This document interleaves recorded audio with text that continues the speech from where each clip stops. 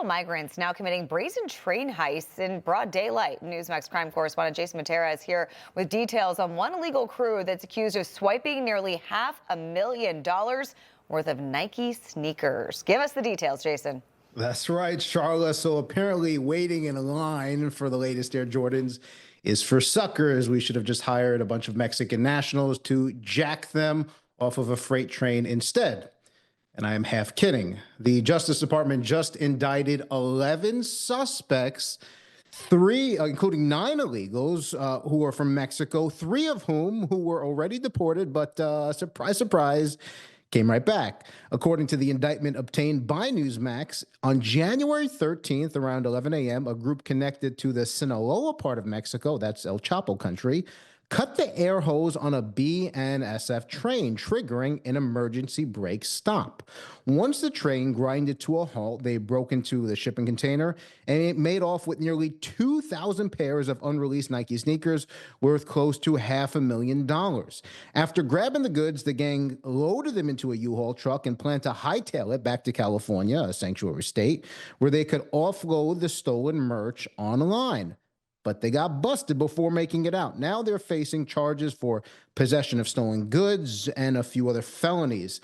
Now, Charlotte, this isn't some isolated heist. The Justice Department tells us that these transnational criminal gangs have been operating in the Southwest, looting and targeting freight trains for the past 15 years.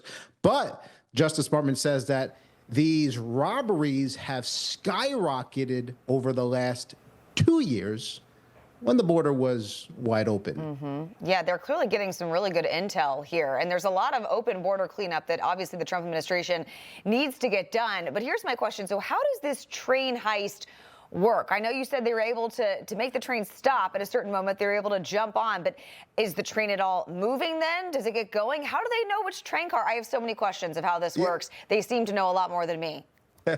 Those are great questions. I was wondering the same thing, so I reached out to a law enforcement contact in Arizona where these heists went down. And basically, every time the train makes a scheduled stop, and usually to swap out crews, these illegals will get on board. And these trains can be a mile long, so it's very hard for the engineer to spot someone who's on board who shouldn't be. Then when they cut the air hose, the train comes to a stop, and the robbery begins. They're in the middle of the desert, so it takes the police a long time to get there. So those are just some of the areas and ways that these criminal illegal aliens exploit the blind spots to loot these trains. Wow, that's a lot of sneakers. All right, Jason Mattera, thank you so much.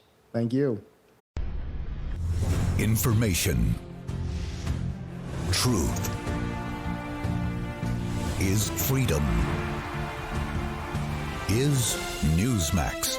It's real news for real people.